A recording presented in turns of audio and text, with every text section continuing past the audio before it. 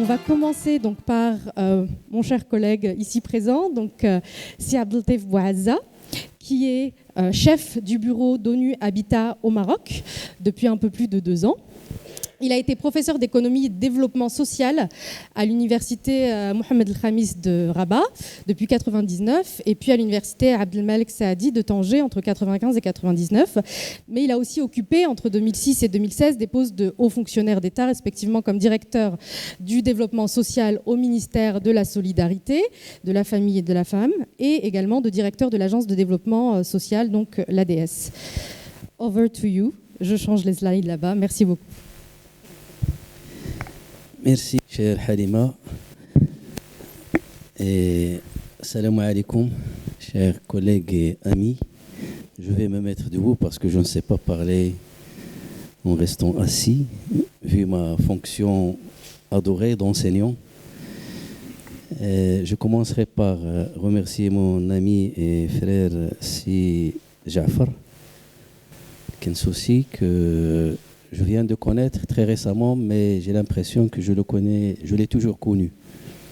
Vu les nombreuses affinités que nous avons, on va dire, découvert ensemble et qu'on partage, je le remercie et le félicite pour cette initiative qui permet de rassembler autour des thématiques très intéressantes, telles que celle de cette année, autour de la Médina, présent et futur. Un tel parterre savant, d'architectes, professeurs, d'associatifs, venus du Maroc et d'ailleurs. Je le félicite aussi pour,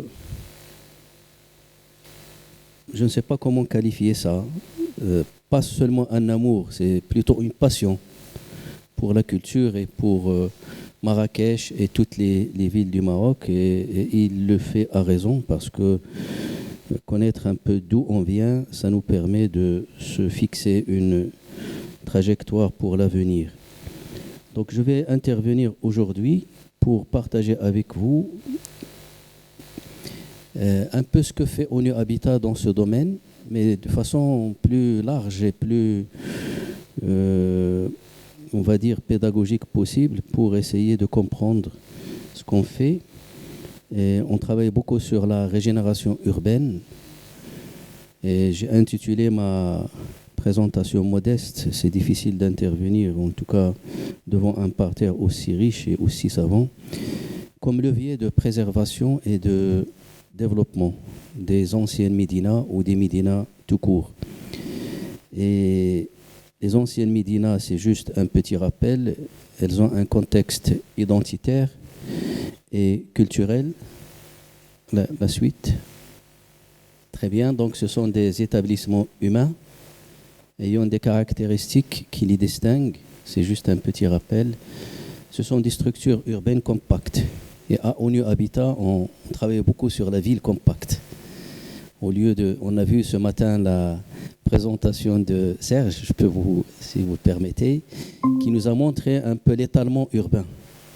Après la colonisation, parce que c'était des médinas, après on a ajouté les casernes militaires et après les nouveaux quartiers, c'est ce qu'on appelle dans notre jargon l'étalement. Et avec l'urbanisation rapide que nous avons aujourd'hui, Halima vient de parler de villes pour les voitures. Et ça, c'est grave. Nous, on plaide beaucoup pour les structures urbaines compactes, donc les médinas le sont. L'architecture traditionnelle, on a fait un parcours d'ici, le lieu le siège, et puis on l'a remarqué. C'est des marchés animés. Là, on est plein dedans. Et puis, c'est surtout le rôle historique en tant que noyau de la ville. Ce matin, Serge, justement, l'a évoqué, et professeur Lehbil aussi, en mettant l'accent sur la question de l'artisanat et tout. Donc, c'est le cœur vibrant de la ville. Halima vient de parler des sens, les 5 sens qu'on utilise quand on est en plein centre-ville. Et moi, je vis à Rabat et je vis à l'extérieur de l'ancienne Médina. Et je dis à mes amis, chaque dimanche, je vais sentir la ville de Rabat. En y marchant,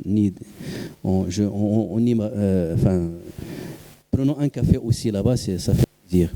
Donc les médinas recèlent d'un patrimoine culturel très riche et varié. Il y a des traditions, il y a l'artisanat, il y a la musique, il y a l'art. Tout ça, on l'a vécu aujourd'hui et hier d'ailleurs. Et qui connaissent beaucoup de défis. Énormément. Oui, please. Des défis à caractère social, à caractère économique, à caractère environnemental. Enfin, j'ai résumé quelques principaux défis qui me semblent intéressants. Le premier, c'est la gentrification. On en a parlé aussi ce matin, qui est un processus qu'on a dans les médinas et qui affecte négativement l'accès aux services de base et des opportunités pour les populations vulnérables et qui en tirent profit, ce sont les riches, entre guillemets. Il y a des fois de la surpopulation, même si ce matin, le professeur Lehbil a parlé d'un phénomène qui commence à prendre de l'ampleur, c'est que tout le monde quitte les médinas, malheureusement. Mais à un moment donné, il y a aussi de la surpopulation, surtout dans les villes moyennes et intermédiaires. Il y a aussi la perte d'authenticité. Malheureusement, en allant vers le siège de l'association, on a remarqué qu'il y a quelqu'un qui a tout démoli pour construire. J'ai posé la question, on m'a dit que c'était un commerçant syrien qui est en train de faire perdre à cette artère son authenticité parce que c'est de la construction en béton et tout est en ciment et il n'y a plus de construction authentique qui respecte les pratiques traditionnelles et les matériaux qui utilisent les matériaux traditionnels. Il y a aussi des défis à caractère économique puisqu'il y a beaucoup de fragilité économique, beaucoup d'inégalités, beaucoup de disparités au sein des anciennes médinas. La slide suivante, s'il vous plaît. Dans la régénération urbaine comme solution. La régénération urbaine est un processus, comme vous le savez, de revitalisation des tissus urbains, qu'ils soient anciens ou autres, à travers une participation active des résidents et des autorités du secteur privé. On va en parler tout à l'heure. L'objectif, c'est quoi? C'est d'améliorer la qualité de vie. J'insiste là-dessus, c'est important. C'est de préserver le patrimoine culturel. C'est de renforcer la résilience, comme l'a dit Halima. On a vu les fissures partout dans les ruelles de la Médina à cause de Marrakech, à cause du malheureux séisme. Et puis de promouvoir un développement urbain durable avec toutes les composantes sociales, économiques, environnementales, etc. Donc c'est un développement urbain durable avec les 3 composantes de la durabilité sociale, économique et environnementale. Quels sont les objectifs? Ils sont multiples. Je les ai résumés en quelques 4 ou 5 objectifs. 1. Réhabiliter les infrastructures obsolètes, malheureusement, que nous avons dans les anciennes médinas. 2. Rénover les espaces publics, s'il y en a. Et Dieu sait qu'ils sont rares dans les petites anciennes médinas. 3. C'est de créer ou réhabiliter les logements abordables. J'ai discuté avec le professeur Ben Abbad tout à l'heure qui m'a dit qu'il a réhabilité 10 logements anciens dans l'ancienne Médina de Tétouan et qu'il a mis à la disposition de jeunes pour créer des activités. Et ça, c'est important. Ou même de loger, parce qu'il y a de loger des touristes. 4. Favoriser l'inclusion sociale. C'est l'un des rôles fondamentaux de la régénération. Revitaliser l'économie locale. On a vu plein d'artisans, etc.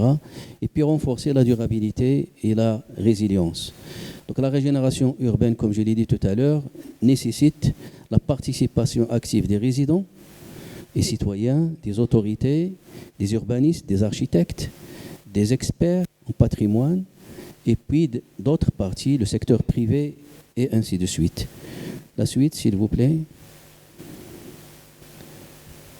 C'est quoi les principes de la régénération urbaine sont nombreux. Là aussi, on peut citer quelques paramètres très importants de la régénération. 1. L'adaptation contextuelle. La régénération urbaine, il faut la contextualiser à son contexte. À Marrakech, ce n'est pas la même chose qu'à Oujda ou à Fès ou à Tétouan, etc. Réhabiliter, enfin régénérer un quartier, c'est pas comme régénérer un qsar, par exemple, dans le monde rural. Deuxième paramètre important, là on touche un peu l'approche intégrée et holistique dont a parlé Halima dans sa présentation. Préserver le patrimoine culturel, c'est une deuxième dimension, c'est un paramètre très très très important au niveau de la régénération urbaine pour garder l'âme de la ville, ses valeurs, ses traditions et ainsi de suite. 3, c'est le développement économique durable. En mettant l'accent, on a bien écouté ce matin le professeur Lebil pour parler de l'artisanat, qui est un peu le cœur de Fès. Et elle a même utilisé une rhétorique, je pense, pour dire que l'artisan ne peut pas être entrepreneur. S'il l'est, il perd son bénéfice ou quelque chose comme ça. Je ne me rappelle pas de cette rhétorique. Donc le développement économique local et durable est très important. 4, l'équité sociale. Donc la régénération urbaine joue un rôle important pour créer cette équité sociale, pour permettre une inclusion sociale, pour permettre aussi et surtout à la femme d'être impliquée, d'être incluse, de profiter aussi de ce processus. Et puis, cinquièmement, c'est la durabilité et la résilience. On y est, et ça c'est très important, la durabilité, parce que ça permet effectivement aux générations futures de profiter aussi de la ville, de vivre la ville, de sentir la ville, etc. La suivante, s'il vous plaît.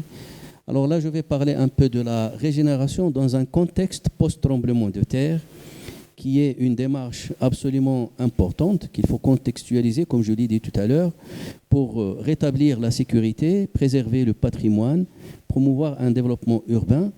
Donc la démarche, c'est très technique, c'est ce qu'on fait au niveau d'ONU Habitat. C'est évaluer les dommages, c'est ce que l'État marocain a fait. Je parle indirectement de Marrakech ici. C'est ce qu'on a. J'ai parlé avec Shakib Ben Abdallah tout à l'heure. Il m'a dit que les architectes étaient fortement impliqués pour évaluer les dommages causés par le tremblement de terre, de sécuriser les structures historiques. On a vu des échafaudages partout pour sécuriser. 3, restaurer tout en respectant le patrimoine. D'ailleurs, là, c'est une instruction de Sa Majesté le Roi pour préserver le patrimoine aussi bien dans la ville de Marrakech que dans les villages ruraux qui étaient fortement endommagés. 4, avoir une autre manière de planifier les anciennes médinas en prenant en considération leurs spécificités. Donc, une urbanisation bien réfléchie. 5, s'il te plaît, Halima. Et là, je termine là-dessus pour ne pas s'accaparer la parole. Intégrer cette inclusion des communautés qui est très importante et qui dénote de la participation, mais une vraie participation. Tout à l'heure, je parlais à quelqu'un des problèmes du transport qu'on a, les motos là qu'on utilise et qui sont devenues très désagréables. On m'a dit qu'on a fait toute une démarche participative pour faire une pétition aux autorités. Mais malheureusement, ça n'a pas abouti pour le moment. 6, beaucoup de sensibilisation et de formation. Ce que fait l'association est tout simplement extraordinaire parce qu'elle fait un travail de sensibilisation et ça, c'est une sorte de formation et de partage, etc. 7, des partenariats publics-privés. Ce qui s'est passé après le tremblement de terre, ni l'État, ni le privé, ni le secteur associatif ne pourra y travailler tout seul. Heureusement, dans ce pays, qu'on a cet élan de solidarité qui a fait que tout le monde y a participé. Et même hier, j'ai reçu un document, on va dire, qui est pour le moment confidentiel, mais qui je peux partager une idée, c'est qu'on a besoin de 12 milliards de dollars pour réhabiliter les dégâts. On en est déjà à 6. Le Maroc a pu mobiliser 6 milliards. C'est énorme. Et c'est énorme par rapport à la courte durée. C'est-à-dire on est à 1 mois et demi.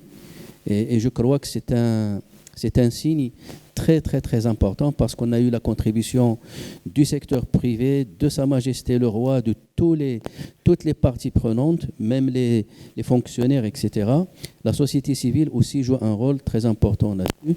Et dernier point qu'il faut absolument prendre en considération, c'est la gestion des risques et la préparation. Probablement, Leicester a de nouvelles mauvaises surprises telles que tremblements de terre, inondations, etc. Et je m'arrête là-dessus. Merci beaucoup de votre attention.